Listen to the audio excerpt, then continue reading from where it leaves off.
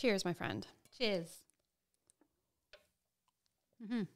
Hello, everyone. Welcome to Volume 109 of the Strange Grooves podcast. I'm Cherise Letson. I'm Cait Milberry. How is everybody doing? It's been a rough couple of months.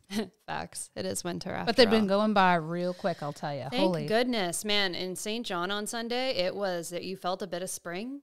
Yeah. It's been mild. Windows were open briefly. Like, it gave me hope. You know, I gotta hand it to the weatherman. Thank you. Thank you so much. Weather person, I should say. Yes. You know. Environment Canada. Just keeping us in the loop. So we just wanted to jump on, say hello. We hope that you're enjoying the video series. We love doing them. We've just been hanging out in the studio tonight, catching up, Did some filming. Yeah, did some filming, having some little cookies. Yes, we won't eat those while we're recording, don't worry. Unless you're really into that. Like if you want some Chips Ahoy ASMR. Uncut Chapter. Yeah, guys, if you are listening to us on your favorite podcast app, feel free to, you guys should really check us out on YouTube and watch the episode as well, because you get to see some silliness as it's happening. That you don't really see otherwise. So yeah, facts. Yeah, no, but I mean, it's been really fun, digging in and hanging out on video with you guys. And as you've probably seen on our social media, we do have the ability now for you to call into the show and come out and hang out with us if you want to be a guest.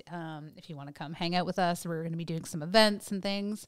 And really, to be honest with you, like we're just really, really grateful to have this, to have the show and the outlet and the community that we've made. And honestly, we wouldn't be able to do it without our patrons. So we'd really like to use this opportunity to say a really big thank you to all the people who, and all the businesses and just all of the listeners and people who support our show. And we do have a couple new patrons to announce. And if you're interested in getting your name said on the show, for as little as $2, you can join. So mad love to Brad Davis, Chuck Healy, Corey McGill, Colin Walshoots, Michael Hawkins, Matt Letson, Kaylin Capson, Mary Hicks, Glenn Hicks, James Mullinger, Brent Harris, and our newest patron, Brennan Parker, my old middle school drama club buddy.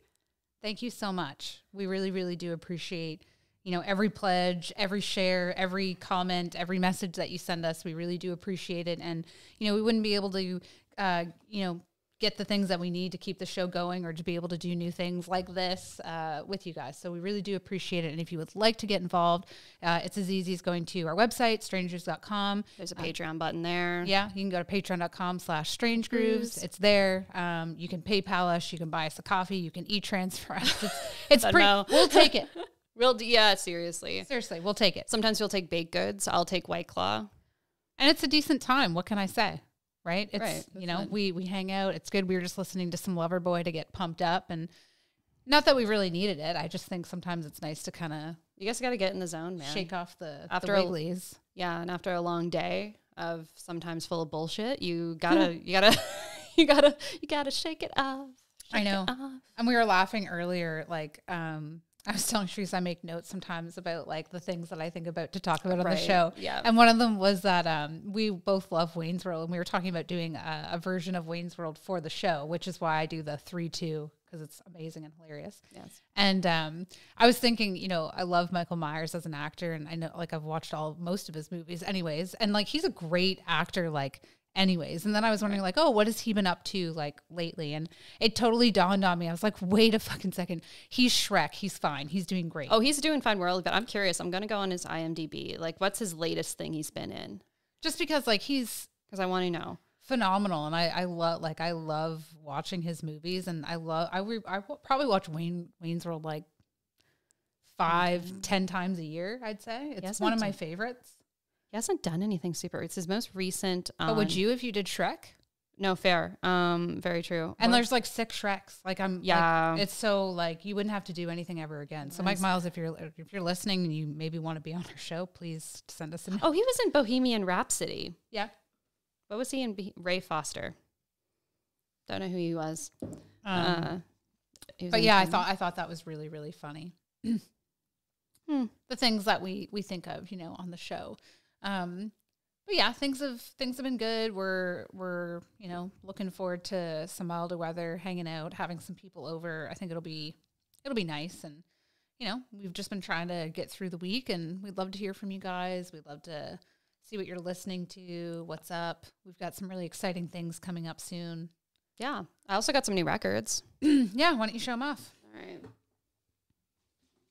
When all else fails, I always talk about new records I got.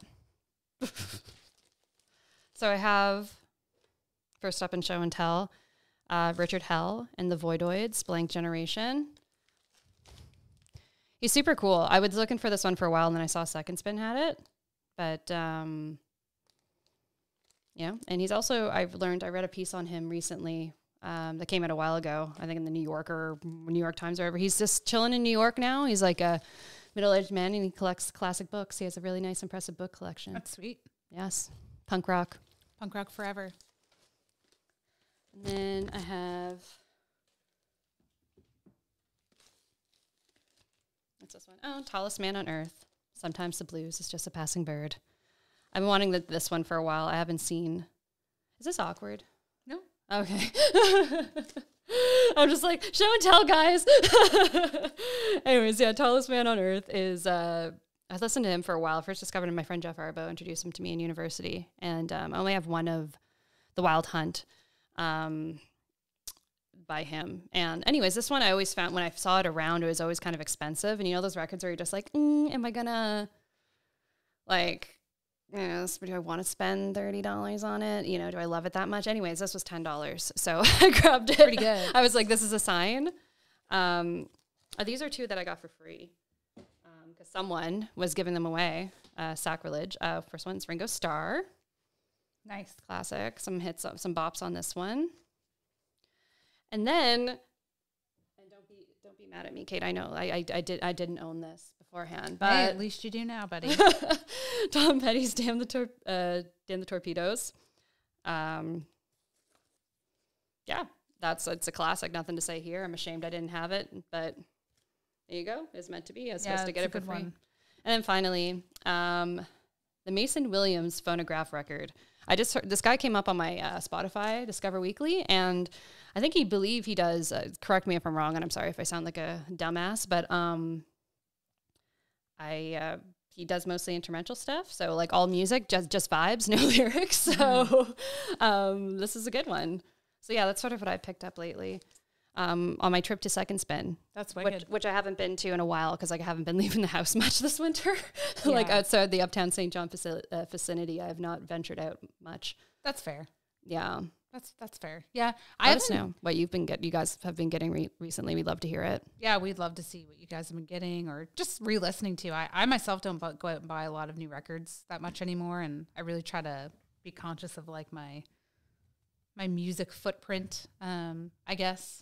And I'm trying to be more conscious of it because I do like to collect things and whatnot. But I do think like supporting other bands and band camps and other methods, as well as having Spotify and, you know, all these different mediums and subscriptions, it's important to, you know, if I'm not going to listen to a full album and like just because it's cool and I can put it on the gram, I'm not going to go out and actually like buy it. So I've been trying to be a lot more conscious of, I don't know, just like of finances and just like really the stuff that means a lot to me because I don't want to cart around shelves and shelves and shelves of records my whole life. Right. Like I know it looks cool and it's great to have an amazing collection, but like for me, the last like couple of years, I've really tried to, you know, and like with you living downstairs, it's also nice to be able to like, you can always borrow something, mine, but like, you know, I do try to be like a little more conscious of what I'm buying now. And I really have to like really love it to actually like get it. And that's even if like, doesn't mean I have to love everything about it.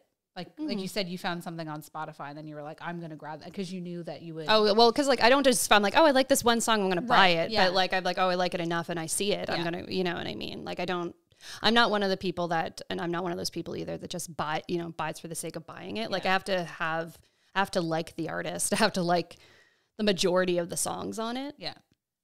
But again, nothing wrong, like no hate on, however, because there's so many different ways people collect records and you know what it means to them. Like there's so many assets to it. But I agree too. There's, you know, not all the bit music we like or bands we like have vinyl. So it's important to support them in other ways as well. And I know like musicians are the same way. Like they have to be, well, some don't, some are more conscious of like the gear that they have and, you know, what's more sustainable, like whether it be like plugins for guitars or like whichever, right? Like versus having 25 guitar pedals and a bunch of different guitars. Like there's a lot of different ways now to kind of get what you need. And I also think it's important to make sure that like you're getting what you want. We've talked about this before, and in some of the conversations I've been having with like some other people like in the industry that have been in it for 30 and 40 years. And I've asked them like, what are your thoughts on like music mediums right now and how it's coming out and codes and vinyl and things? And, you know, the biggest thing that they said that, you know, if you're not doing vinyl, you might as well not even, and these are like people that have worked with all the best rock bands in the world. And, you know, I know it's expensive and whatnot, but most people that are going out to the shows that are paying a $10 cover go out to then support the band itself and would do anything to then help the band stay on the road and keep going. So I think the one thing that we're missing from vinyl is sometimes the gatefold contents and, you know, some of the lyrics. And, you know, it's fine if you want to give me just like a black wax, like that's totally cool. But I don't just want like a download code anymore if I'm paying $40 or $50 for a record. Exactly. And that's like, and you know, and it goes back into the cost thing, right? So like your favorite local touring band probably isn't going to have an elaborate setup. But then, but I've picked up reissues and stuff like that from like bands that, you know, and like there's not a whole lot to it. And they're charging $40 for it. And I'm like, you're God fucking lucky I like you. And then I'm going to buy this. But it's like, you know what I mean? Because that was the whole part of, you know, people loved about it. I think a lot of the times it's kind of and I know, of course, economically it was different to produce then, and you could probably add in a lot more. And it cost 25 cents. But at the same time, I do think,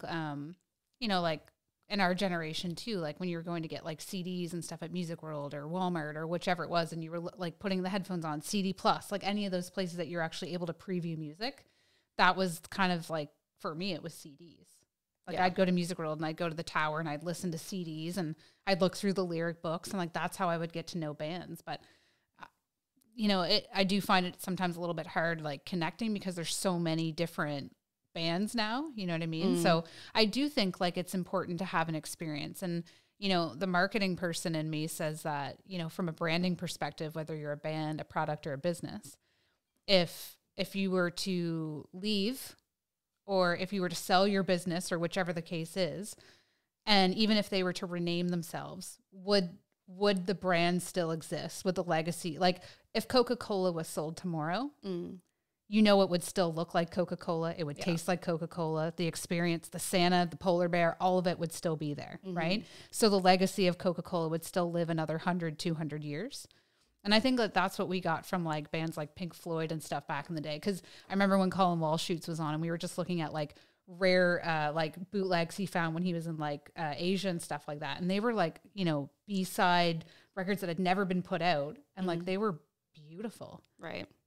And again, different time. But I just think, you know, there's a lot to be said in some of the experience. Like I know when we were talking to Matt, like the Postal Service, like the story and how they create that record. And I just think like that goes a long way. And so like when we're doing a lot of like interviews with people or musicians or new artists, I do think that like, you know, merch, vinyl, how you do your sales, all of it really does play a part. And I really am most of the time now looking for an experience when I'm listening to music. Or if I'm buying something, there really has to be something. Yeah. You know, like I'm a big Primus fan, for example, and not every one of their records is colored and cool, but they always include a big sticker. They always try to or something, you know, so I don't mind, you know, going out and buying like reissues of things. Yeah, no, me either. I'm not a reissue hater, but it is hard because a lot of them are expensive. And another thing that we've talked about on the show before, and like we're not just like, let's talk about vinyl presses. Yeah.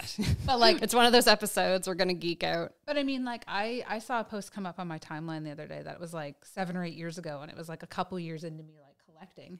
And I remember like going and buying like, you know, records for $2.99, $3.99, $4.99, April Wine, Trooper, like all like like Who Meets Who, AC/DC. Now even those at like a used are still $8.99, $14.99, and all of them brand new are $29, $39. And I mean, I understand like it's the cost of fabrication. Like I totally get it. Distribution, shipping, totally get it.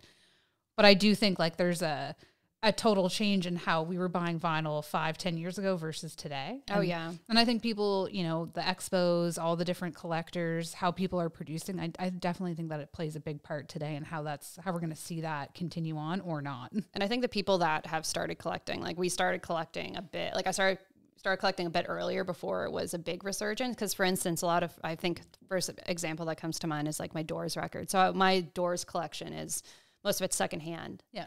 Like, you know, like actually none of it. Like I got no Doors reissues. I remember I got most of their classic studio albums at, I think it was Second Spin. And back then they were $10. Yeah, and good quality, I mean. Like pure. Yeah. And like, but now like they're even a used one of those would be, you know, you're looking at $25, right? Yeah, exactly. And so it just kind of, you know, I know the market, like all that stuff plays into it, but it's, you know.